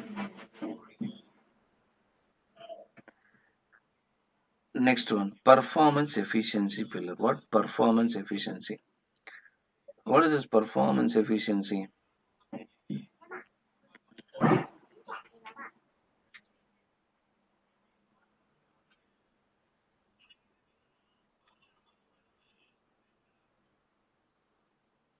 Performance efficiency na okay, நீங்கள் எந்த company போனாலும் அவங்க என்ன பார்ப்பாங்க? நீங்கள் எப்படி இருப்பீங்கன்னு பார்ப்பாங்களா, இல்லை நீங்கள் என்ன பர்ஃபார்ம் பண்ணுறீங்கன்னு பார்ப்பாங்களா? என்ன பெர்ஃபார்ம் பண்ணுறீங்கன்னு பார்ப்பாங்க. ஓகே, இப்போ நம்ம வீட்டில் வந்துட்டு இந்த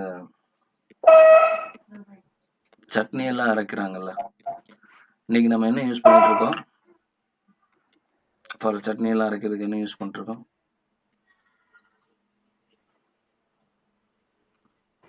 மிக்ஸி. கரெக்ட். இதுக்கு முன்னாடி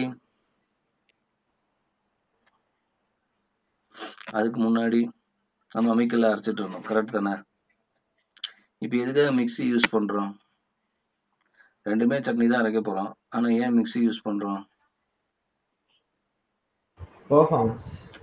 பர்ஃபார்மன்ஸ்னா எஃபிஷியன்சினா என்ன? ஃபாஸ்டா அதில் நம்ம அரை மணி நேரம் அரைக்கிறத இங்கே ஒரு 2 minutes 3 minutesல முடிச்சிடலாமா? மேக்ஸிமம் 2 minutes, அவ்வளோதான். கரெக்ட். ஸோ இதில் என்ன விஷயம் நமக்கு வருது? We are doing the same work but with efficiency by taking the advantage of these technologies. You're able to see here, democratize advanced technology. You're taking the support of the advanced technology to do the same work but improving efficiency. Employ mechanical sympathy as well. Mechanical sympathy na enna?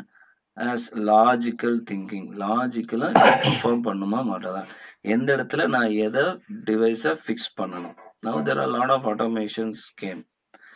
We have to take the services of AWS wherever it is required and wherever it is useful. I think you'll see in the category wise.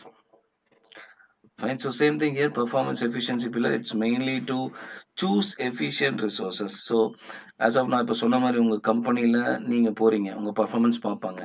உங்கள் performance சரி இல்லைன்னா என்ன பண்ணுவாங்க? ஆட்டோமேட்டிக்கலாக நம்மளை remove பண்ணிவிட்டு வேற ஒருத்தவங்களை போடுவாங்க. Correct. That they want performance. wherever we go, we have to perform. Correct. So same thing when you're choosing resources in AWS also, please choose the right resource. And maintain their efficiency as demand changes.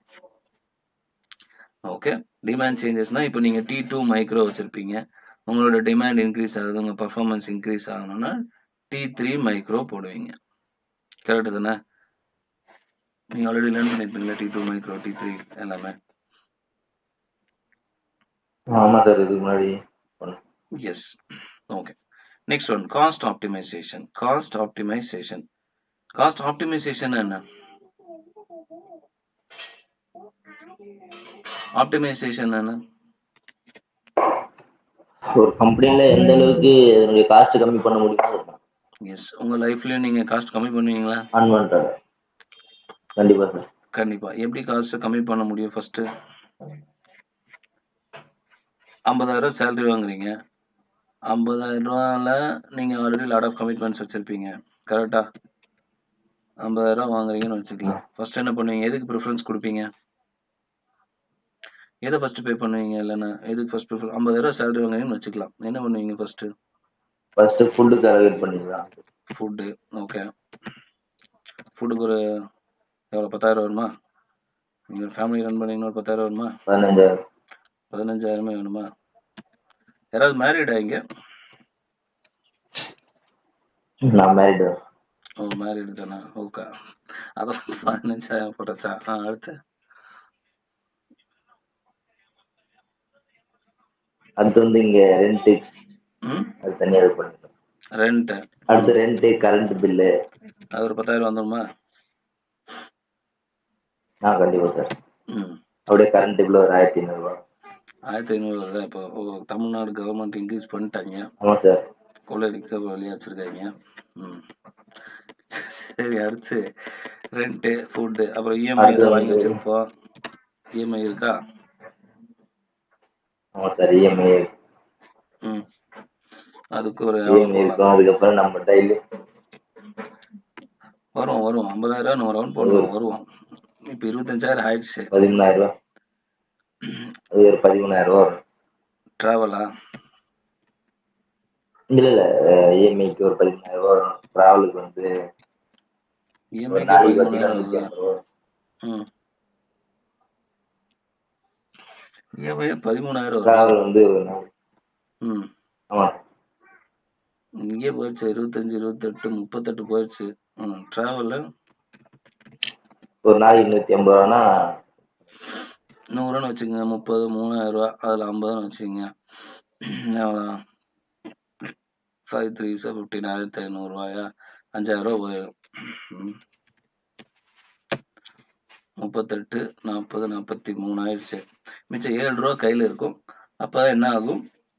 யாராவது பர்த்டேன்னு வருவான், friends எவனாவது கூப்பிடுவான், இல்லை religious functions ஏதாவது friends relative function வரும். கரெக்டாக? எதுக்காவது ஒரு 7,000 ரூபா போயிடும். ஓகே. ஸோ இதில் நம்ம எங்கே போய் சேவ் பண்ணுவோம்? சேவ் பண்ணலான்னு வச்சுருக்க அந்த 7,000 ரூபா தான் எப்போவாது யாராவது வந்து அந்த இது இந்த இது ஏதாவது சொல்லி ஏதாவது வாங்க வைப்பாங்க. இல்லைன்னா ஏதாவது ஃபங்க்ஷன் அது இது ஏதாவது வரும். கரெக்டாக? So when you can able to save மணினா எங்கே சேவ் பண்ண முடியும் இதில்? சரி, எந்த காஸ்ட்டில் சேவ் பண்ண முடியும்னு நீங்கள் நினைக்கிறீங்க? இஎம்ஐ முடிஞ்சுன்னா அதை கொஞ்சம் சேவிக்கும். ஓகே. அடுத்து இஎம்ஐ முடிச்சாலும் வேறு ஏதாவது புதுசாக வாங்கத்தான் செய்வோம்.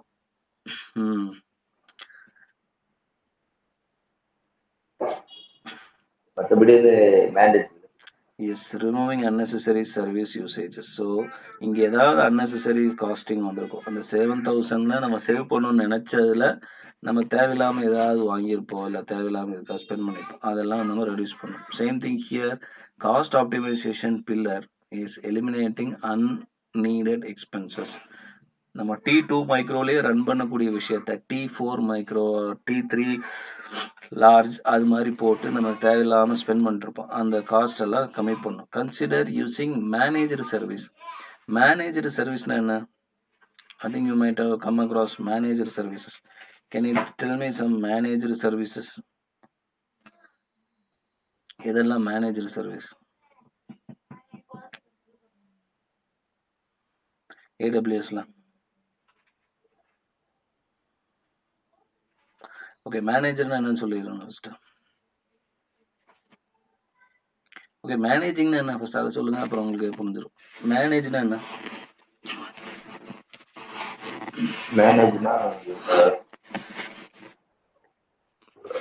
மேனேஜ்னா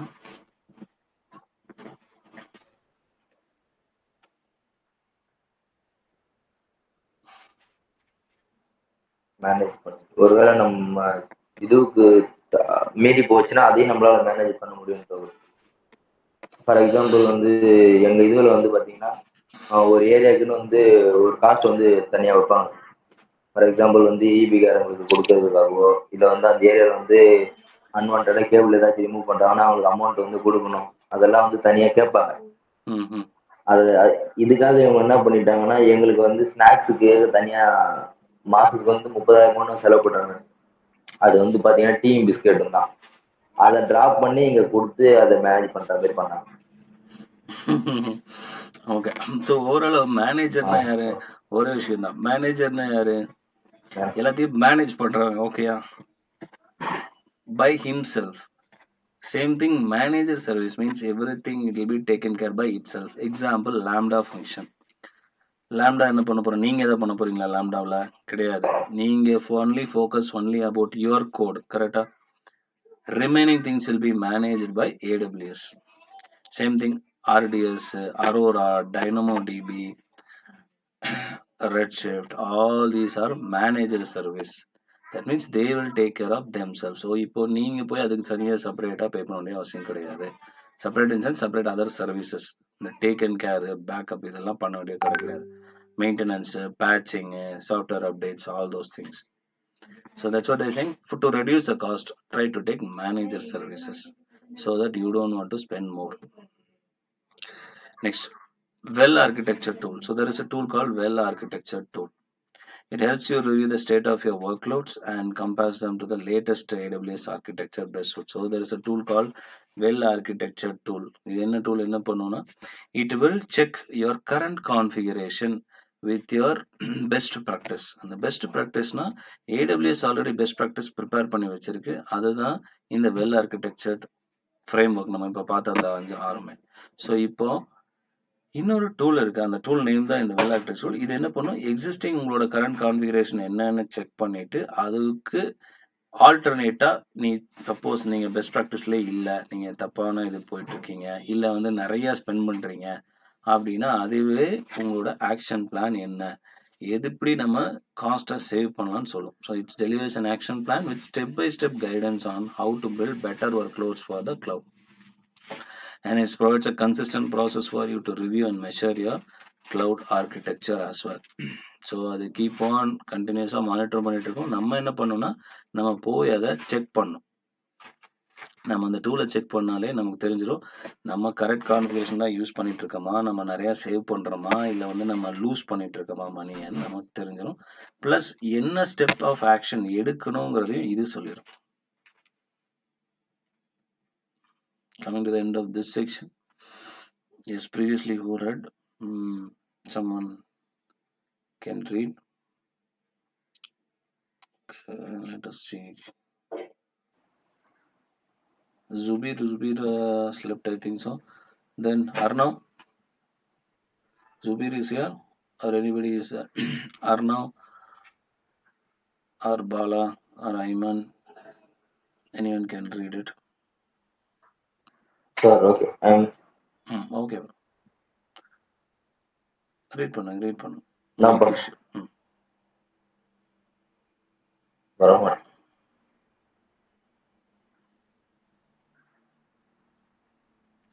எஸ் பாலகிருஷ்ணன் ரீட் பண்ணுங்க.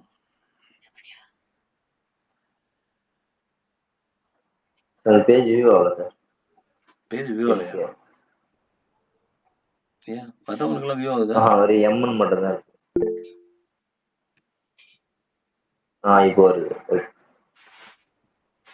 இப்போ வந்துருச்சு சார். ஓகே, அது உங்கள் நெட்வொர்க் இஷ்யூ இருக்கலாம். சொல்லுங்க.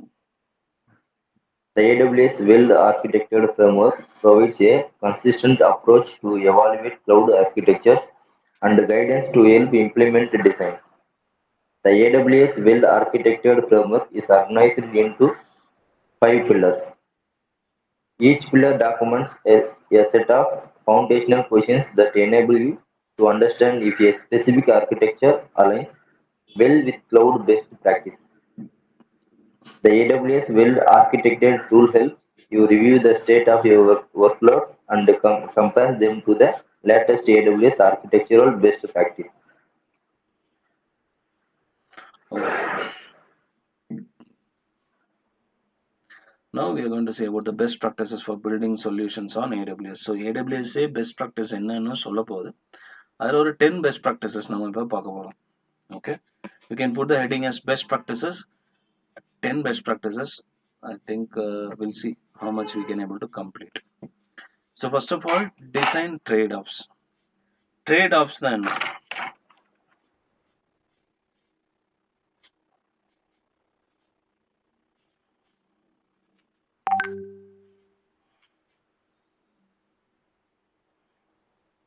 ட்ரேட் ஆப்ஸ்னா என்ன? நம்ம மெயினாக இந்த ஏடபிள்யூஎஸ்ல நம்ம எதுக்காக ஏடபிள்யூஎஸ் செலக்ட் பண்ணுறோம்? Why we are selecting AWS?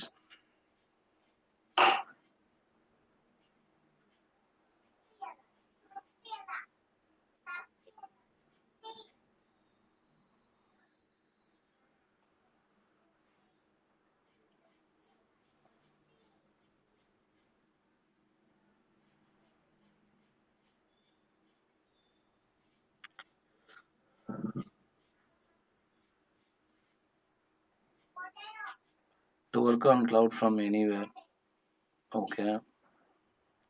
Oh, why we use cloud or AWS and why we believe it, first of all?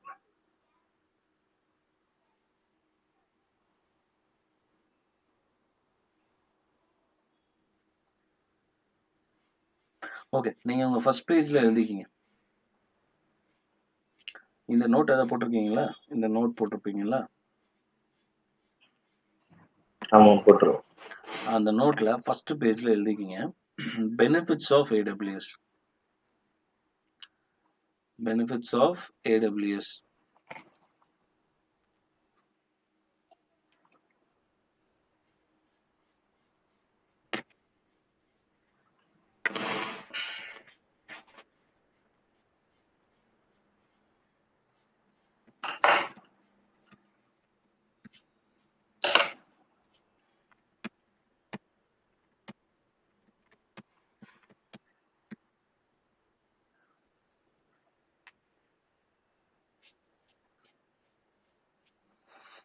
போட்டிங்களா? Benefits of AWS. First one scalability.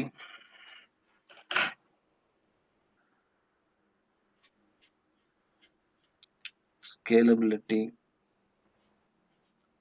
Second one, reliability.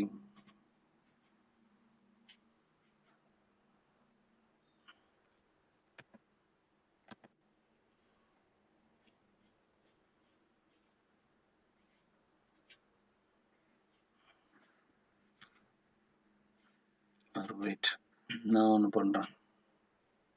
நான் இங்கே எடுத்து போட்டுறேன். So you just right it.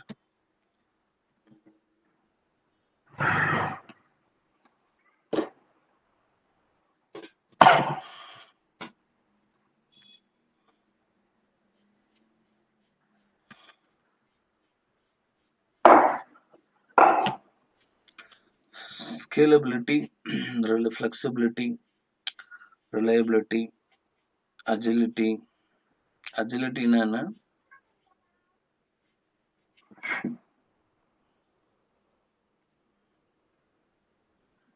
Agility என்ன? Fast. Agility என்ன? Fast. Next, durability, security, availability.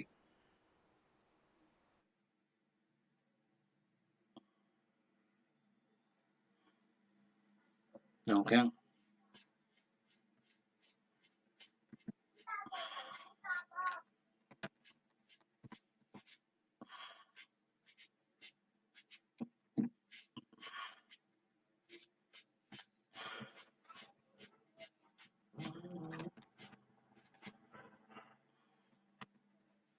Next, redundancy.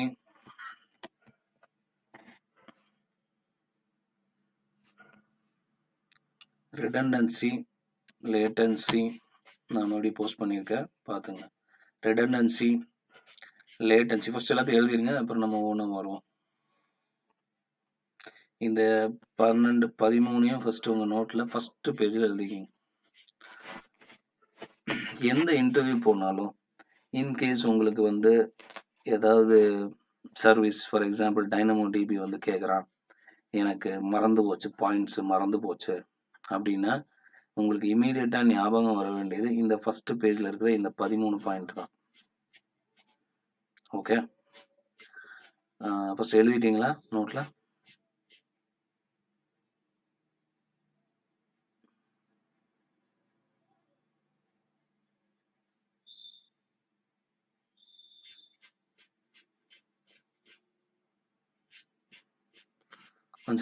done. Okay, Arnav done. What about others? Balakrishna and another person, Ayman. Yes, sir. Done. Okay. Yes, sir. So redundancy means what? Redundancy means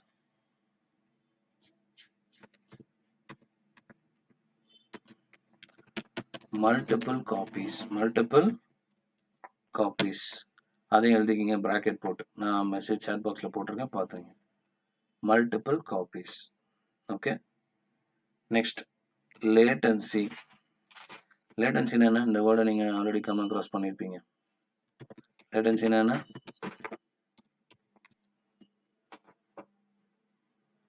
Latency means what? Latency network wise தான் தெரியும். Reduce delay. What? Reduce delay. Okay, I have written it. Next, on demand. On demand means what?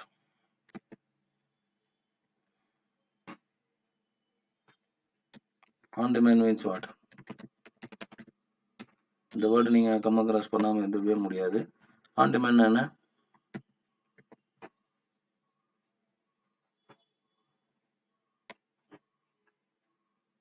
Come on guys. On demand means pay as you go. Pay as you go.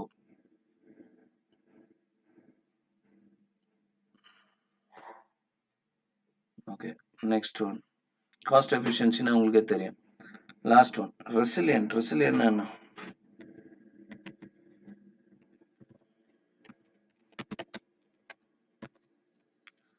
ரெசிலியன்ட்னா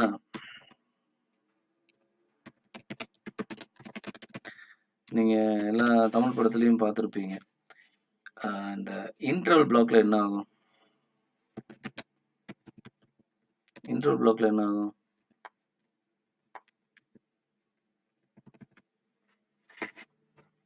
Balakrishna, Ayman, Arnav,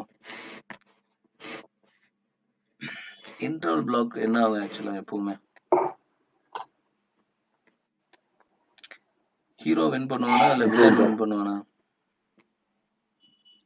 hero தான் sir. Interval பிளாக்ல interval villain தான் sir. Villain தான் win பண்ணுவான், கரெக்டா? Okay, ஆமாங்க sir. அதுக்கப்புறம் second half முடிஞ்சதுக்கப்புறம் அந்த ஹீரோ என்ன பண்ணுவான்? இன்டர்வல் முடிஞ்சதுக்கப்புறம்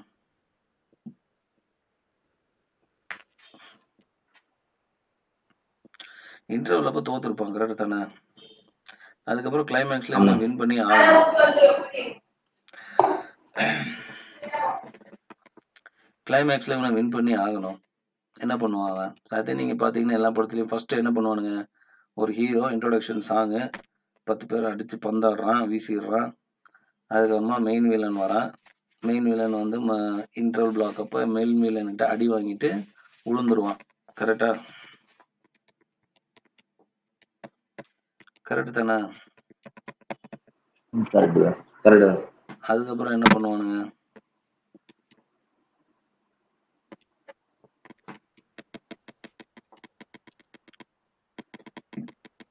செகண்ட் ஹாஃப்க்கு அப்புறம் என்ன பண்ணுவான்?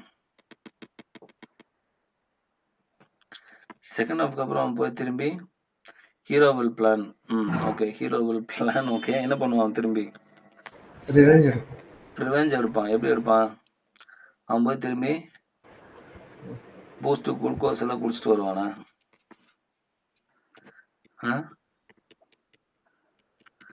he will go do some exercise or something. நீங்கள் இந்த தில் படம் பார்த்துருக்கீங்களா? தில் படம், அப்புறம் ரன், நிறைய படம் இருக்கு.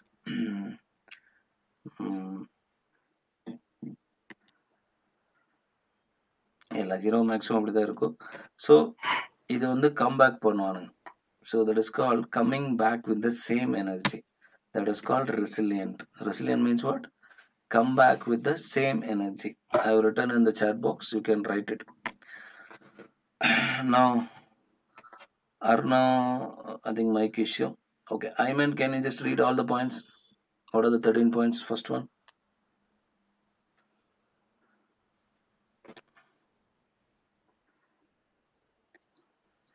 Ayman Khan.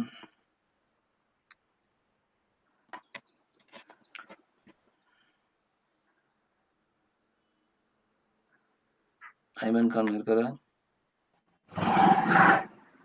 Okay, Balakrishna. left side. Design trade-offs. Evaluate trade-offs so you can select an optimal approach.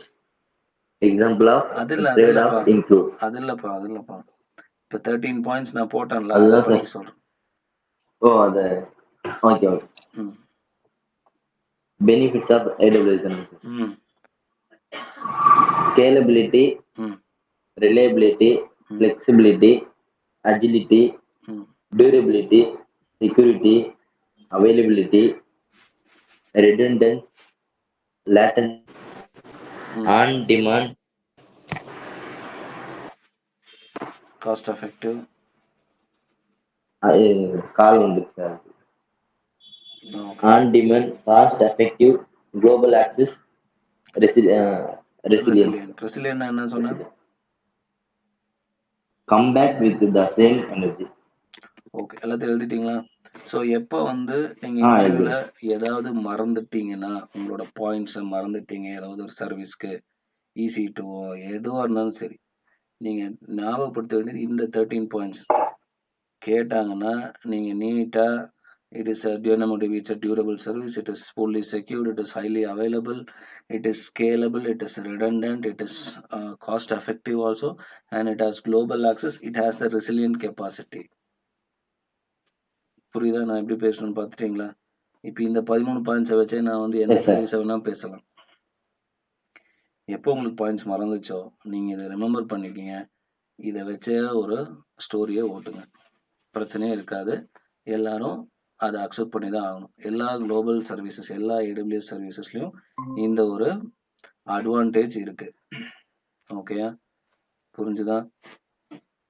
S. So இப்போ இந்த 13 பாயிண்ட்டை கரெக்டாக ஞாபகம் வச்சுருந்தீங்கனாலே போதும், எந்த AWS கொஷினையும் உங்களால் ஆன்சர் பண்ண முடியும். இதை வச்சு நீங்கள் கதையும் ஓட்ட முடியும். எந்த கொஷின் எந்த இன்டர்வியூவில் கேட்டாலும் AWS பற்றி மினிமம் ஒரு 5 நிமிஷம் பேசுங்க. At least minimum 5. உங்களால் 10 நிமிஷம் பேச முடியும்னா கம்பல்சரி 10 நிமிஷம் பேசுங்க.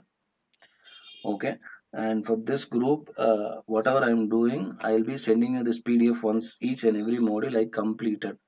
அதுதான் உங்களோட மெயில் ஐடி நான் வாங்கியிருக்கேன். இன்றைக்கி 5 பேரோட மெயில் ஐடி தான் எனக்கு கிடச்சிருக்கு. Okay, these 5 people I will send you a mail regarding the same, or இல்லைன்னா போஸ்ட் குரூப்பில் போஸ்ட் பண்ணுவேன். மெயில் பண்ணுவேன் ஃபஸ்ட்டு ப்ரொஃபஷ்னலாக. ஸ்டில் உங்களுக்கு வாட்ஸ்அப்லேயும் போடணுன்னா நான் அதை மென்ஷன் பண்ணுறேன். Tomorrow will see the 10 best practices. எப்படி 10 பெஸ்ட் ப்ராக்டிசஸ் என்னென்ன இன் AWS அவங்க சஜஸ்ட் பண்ணாங்க நம்ம பார்க்கலாம். Okay, will meet you at tomorrow 7 o'clock. Okay okay. Thank you everyone, have a nice day. Thank you sir. Thank you. Thank you. Thank you.